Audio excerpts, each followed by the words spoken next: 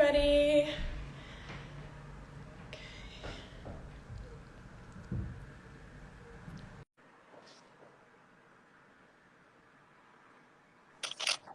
Hi, Amanda. Hi. How are you? I'm great. I'm great. Excited to be here. Yeah, so happy to have you. We can maybe just wait a few seconds while everybody's coming in, but so excited to have you today and talk about your book, Second Life of Mirielle West.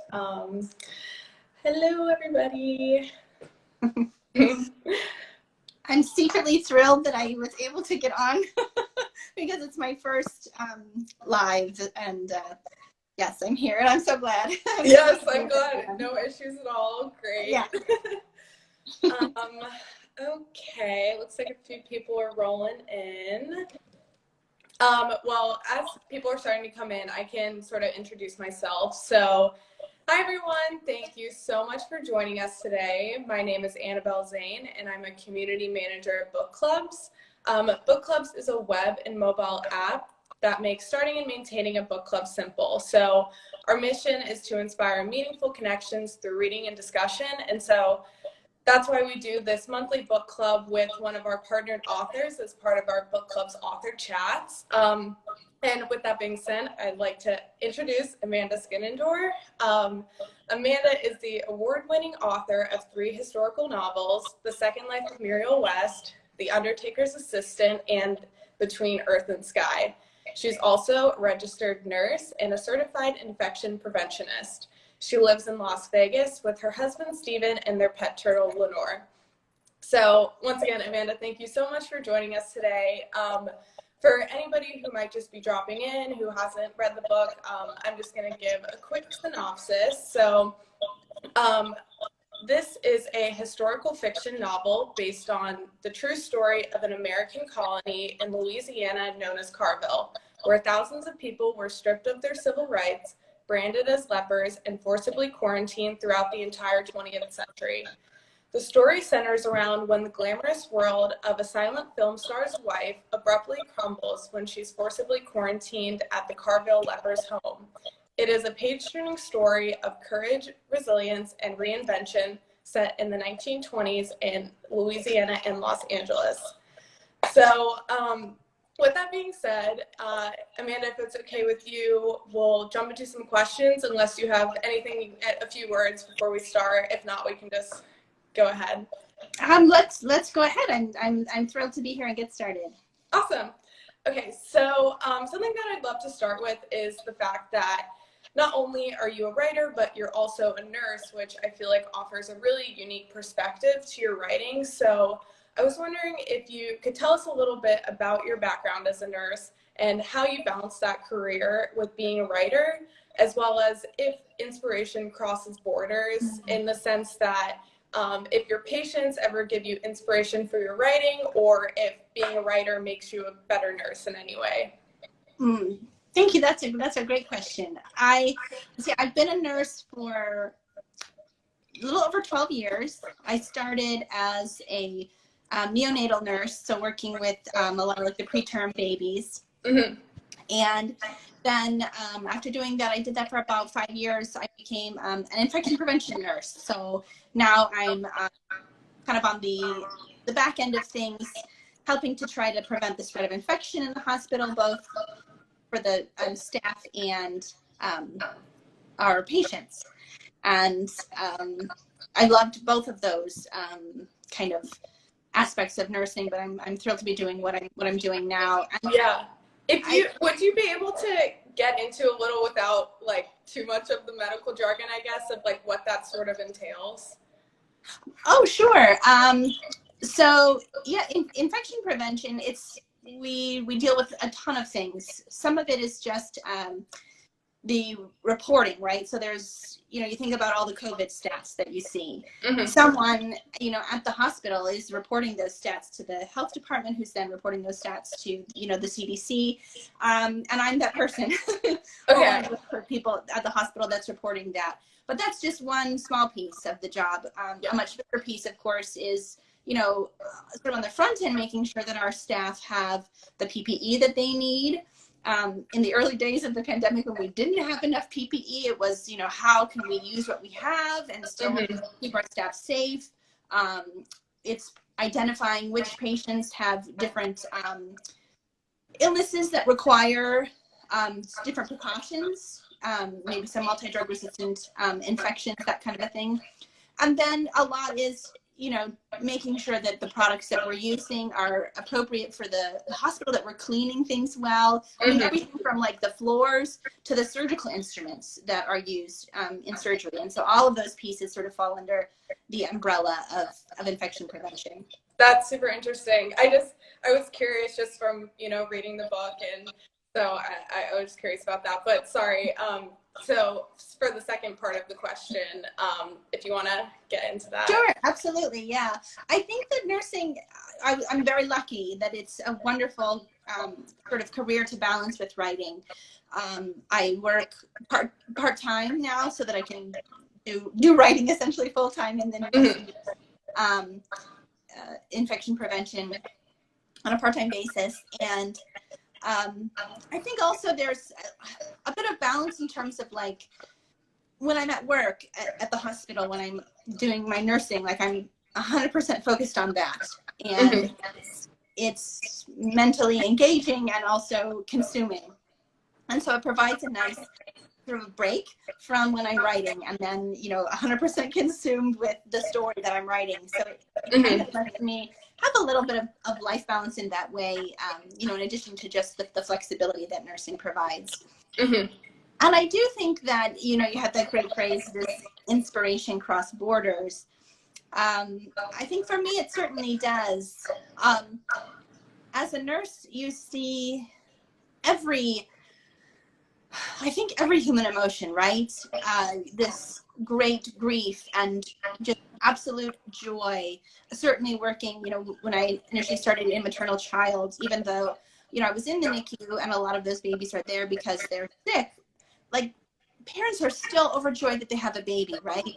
And it's overwhelmingly a happy, joyous place to be. And so you see, you know, the fear that patients and their families experience.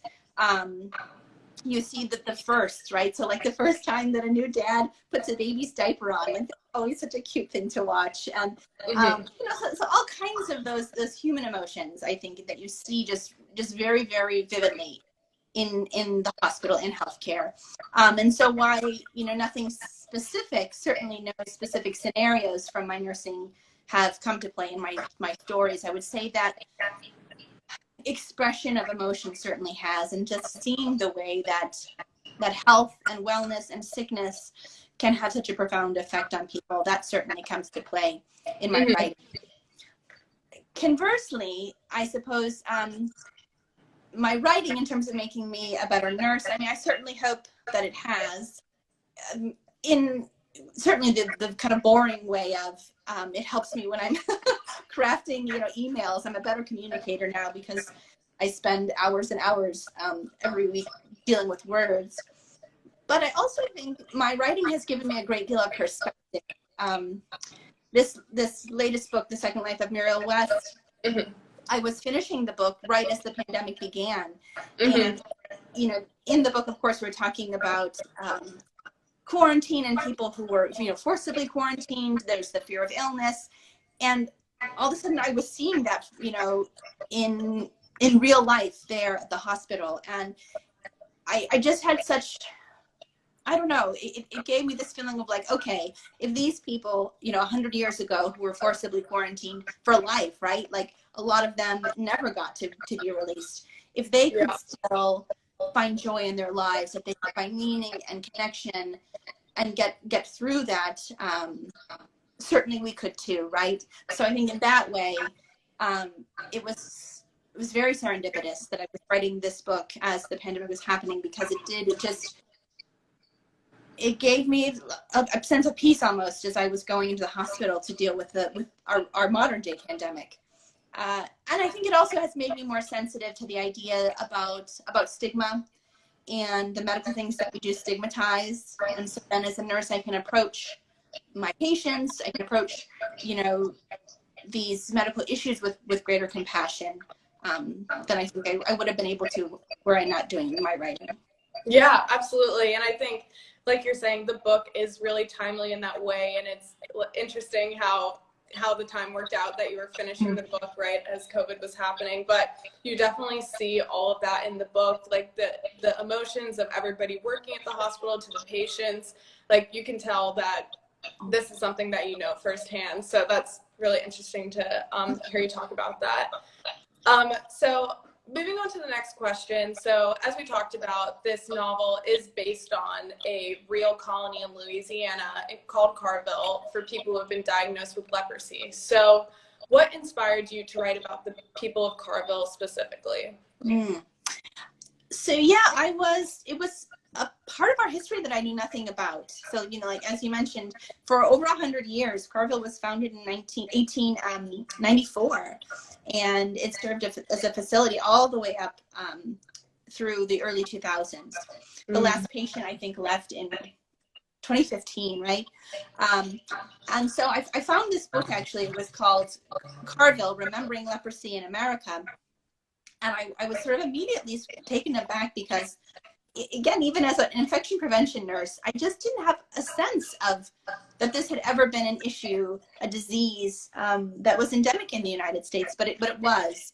And so then I read this. It was a tiny little book. I read the whole thing in one sitting, and I was really struck by several things. One, just again, the fact that leprosy had been endemic in several parts of the United States for several hundred years, but also that the disease itself is in fact contagious. It's in fact very not contagious.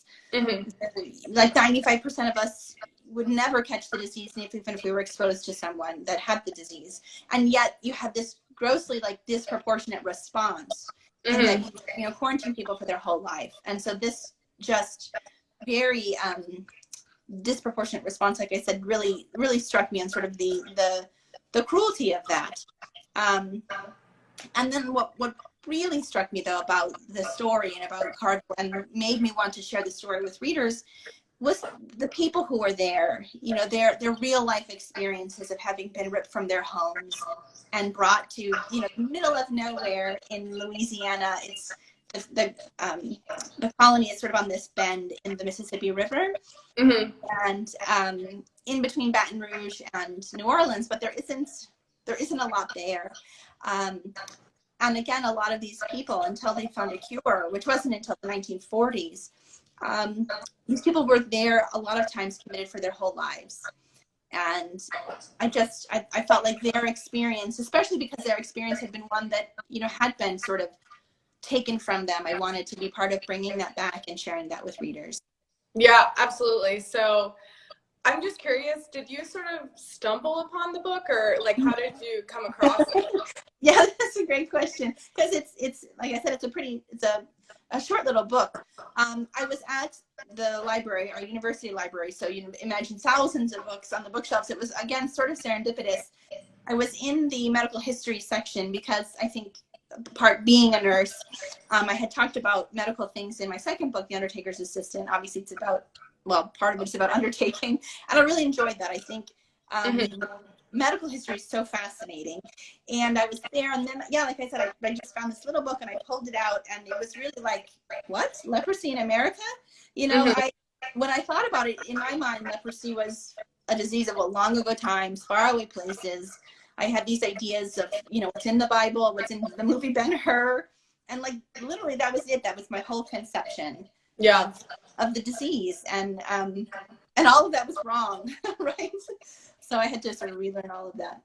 Yeah, and that's so interesting that you, as someone who works in the medical field, was not even really aware of this. And so as you were talking about with how horrific everything was, but also I feel like that makes sense that you would want to tell this story, because if you don't know about this, how many other people in the world or in the United States don't know about it? So that definitely makes sense and is super interesting. So I guess, obviously you read the book, but what else sort of went into the researching process and the writing process? And kind of with that, where did you write most of this book, and where did the title for the book club come? So that's sort of like a three-parter, but all related to the researching and writing. Yeah, sure. Well, I'll speak, I suppose, sort of to my writing process. In the beginning, you know, like I have this sort of small conception of an idea, but then, you know, again, I knew very little about leprosy and about nothing about Carville. Mm-hmm. And so then the first thing I had to do was research. And I researched, of course, about the disease itself, and then also a great deal about Carville. There were a couple of patients, I should say.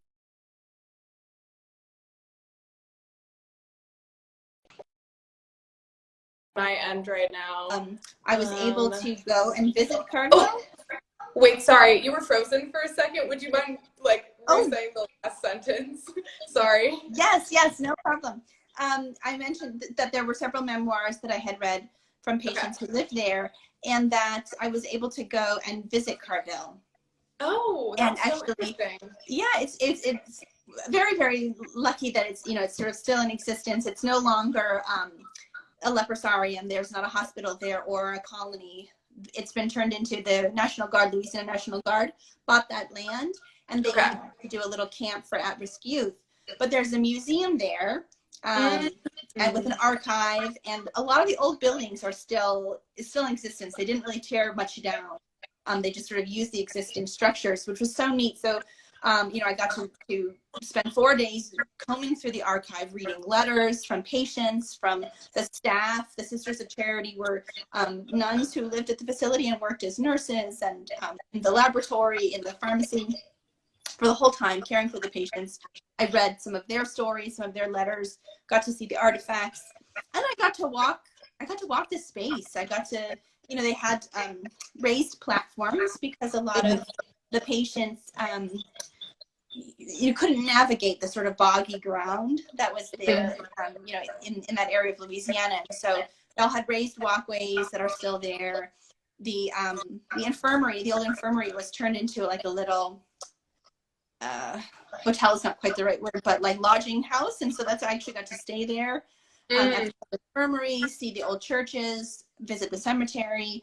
And that, you know, I think there's something to a place, right, that just really inspires. And so being there, one, it helped me get a better sense of the history, but also just the space in general. Yeah, absolutely. I hadn't realized that you had gone there, and that is just really cool, because obviously, you know, through reading, you're picturing what's going on, but to know that you were actually there, and that what I'm sort of envisioning was very similar to what it was like for the people that were there is a really interesting aspect. So that's so interesting. It was, I'm so happy that I was able to go and visit. And if anyone is ever in, you know, that part of Louisiana, it's really a neat museum. It's very much worth the trip. Just over an hour outside of New Orleans, not even that far from Baton Rouge. So I encourage everyone to take a visit if they can.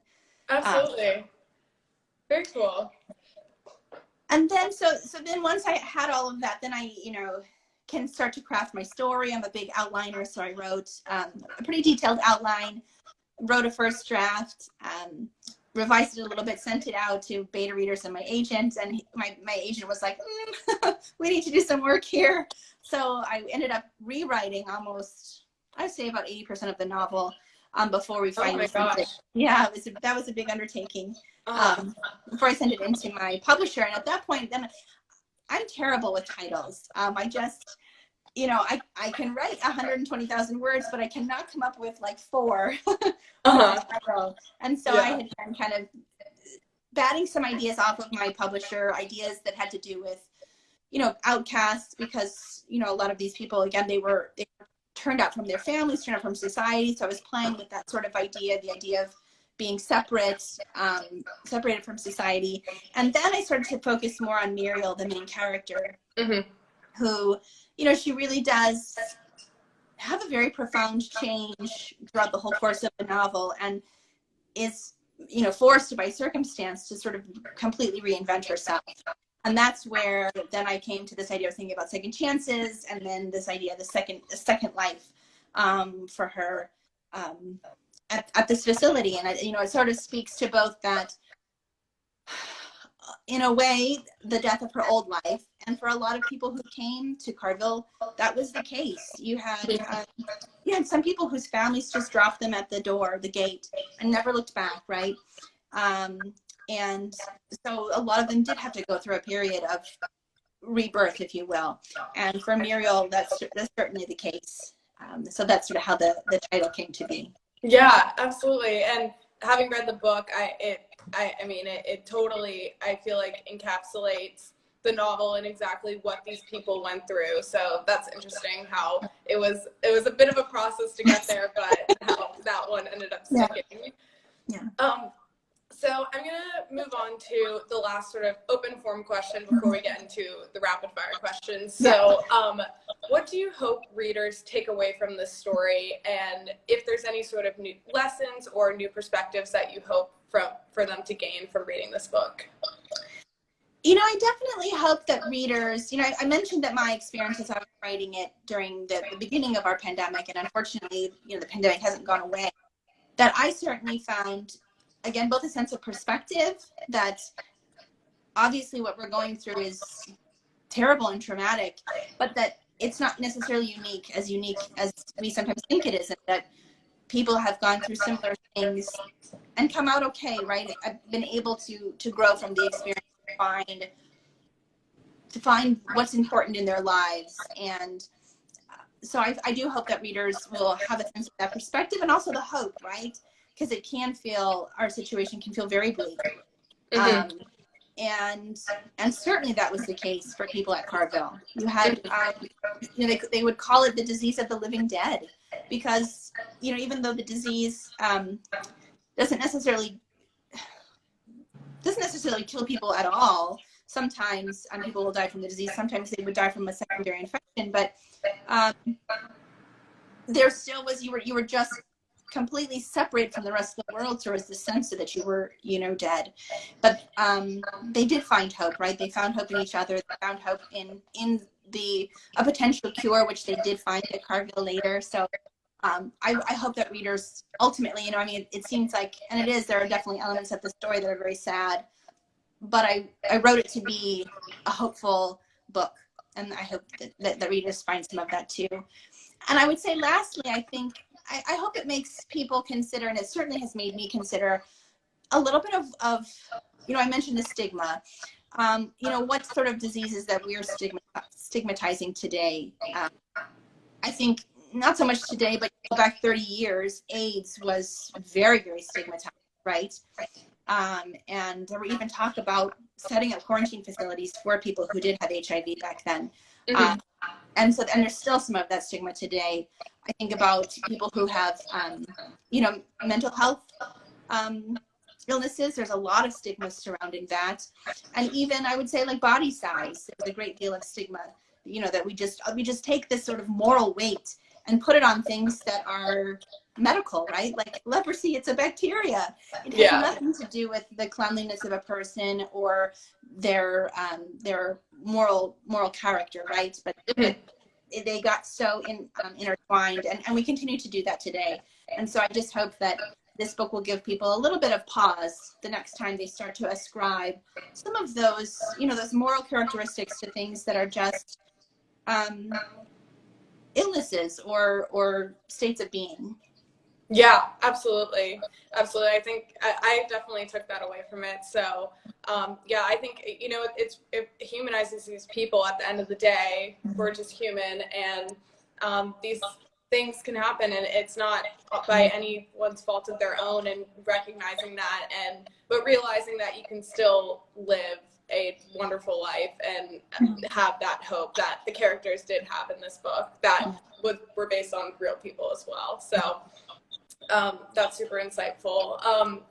So as I mentioned before, we like to do something fun at the end. We have a list of rapid fire questions. So just a few things not related to the book necessarily, but so I'll get into that with the first one. What do you like to do in your free time, outside of reading and writing and working as a nurse? I love anything that brings me outside, walking, hiking, swimming, all of that. Just literally just being able to sit out on my patio. I live in Las Vegas, and it's been so hot. We're finally cooling off, so finally I can do that. And another, like, it's a pandemic hobby that I picked up was plant propagating. Oh, so very I nice. even have a little guy. I brought him to show everyone. One So of my little house plant babies. I love that. So I have a little think guy I like green next to me as well. He's not a propagation, but you know, they look like they could be cousins. It's beautiful. That's so wonderful though. Okay, so next one. When it comes to writing, what are you working on right now? My next book is called The Nurse's Secret, and it's about a thief, actually. It's set in kind of Gilded Age New York, so 1880s New York City, and about a thief, a pickpocket, who is erroneously accused of murder, and so she's got to hide out from the police, and she decides the best place to do that would be at the brand new nursing school at Bellevue Hospital. Okay. And so kind of goes in disguise there to try to evade the police, but through that process, you know, not only begins to learn things about herself, but she also helps thwart a killer who's there at the hospital as well. Oh, that's so interesting. Do you know when that's coming out, if you can say? Yeah, it's coming out summer of 2022, so next summer. Cool, so exciting. Okay, so the next one, what are you reading / what's on your nightstand at the moment? So I'm reading 2 books. Well, one I'm listening to The Vanishing Half by Britt Bennett, which is an excellent book. And I'm reading Prayers from the Far Quarter by Roger DeBlanc, about antebellum. It's an antebellum story about a man who's captured, you know, in Africa and sold as a slave, like this whole process in Africa all the way till when he comes to the United States. A very, very good and very technical book too. Oh no, you're frozen again. Uh-oh. There we go. Am I unbuffering? Yes, you're back now. Sorry. I don't know if that's on my end or not. No. Sorry. I could see it. I could see the little... That sounds super interesting. I actually I'm like one of the only people who hasn't read The Vanishing Half yet. I have it, but I'm looking forward to reading it soon. So yeah. I'm glad that you're enjoying it. Yeah. And so for our last question to sort of wrap this up, what is your experience with book clubs? Have you ever been in a book club, or have you ever attended a book club as an author talking about one of your books? I love book clubs. I have been in book clubs probably continuously, not the same book club, but been out of different book clubs for like the past 15 years or more. Oh, amazing. Yeah, I've been in book clubs where like we read the book and then we see the movie. I was in a Jane Austen book club where we read all the Jane Austen. I was in one book club where we formed a splinter book club because the main book club, no one was reading the book, right? Like everyone was going to chat, which is, I think that's part of book clubs, right? Like it's a lot about having fun and catching up. But at some point, it's also nice to talk about the book. So we formed a splinter book club of our own. And I'm in a book club now with other authors. And that's been really neat to read, read books. And then I will say, as an author, attending book clubs, I've attended book clubs both in person and then certainly virtual. And it's hands down one of the absolute best parts, I think, about being an author. It is so neat, you know, to hear people's perspective of a story. Mm-hmm. You know, I forget who said it, but there was an author who said, you know, obviously when you're writing the story, it's yours. But then when you put it out into the world, it no longer becomes your story. It becomes the reader's story. It belongs as much to them as it does to you. And it is so neat to see people's different perspectives about the story that I've written, people's different perspectives about different characters. Mm-hmm. I love to hear who they like, who they hate. Yeah. All of that it's so fun because they exist in my mind, right? For years, sometimes I'm working on a story, and it's nice to be able to then hear other people talk about these people that feel very real to me as well. And I will say, both in particular as a attendee of a book club member, I love that book clubs, I read books that I would never read, right? Someone says, hey, let's do this. And I'm like, oh, I've never heard of that book. Okay. and you end up finding a book that you love, or maybe it's a book that you end up hating, but instead of just sort of hating it alone, you get to go to book club and hear different people's perspectives of the story and see why they maybe love the book, or it kind of opens up your mind to a different aspect, not only of the book, but of, I think, of life, right? Like that's what we're getting from books ultimately is something about our own lives, and book club, I think, heightens that. So Yeah. I'm a big book club fan. Oh, that's awesome. That's really cool to hear about your experience on both sides, being in different book clubs and then also, you know, hearing people talk about your book. So that's really interesting. I'm glad that you're a big book club fan. Yeah. So I guess with that, we'll wrap it up. Thank you so much again for taking the time to talk with us today. It's truly been such a delight. For those of you who haven't read The Second Life of Murielle West, I really recommend it. It is, as you said, it's hopeful, it can be funny, it can be sad, it's quite engrossing. So I definitely recommend everyone to pick up a copy. So thank you so much again, and thank you to Thank you guys for coming. Thanks so much for having me. Yeah, thank you. Bye, everybody. Bye, Amanda. Bye.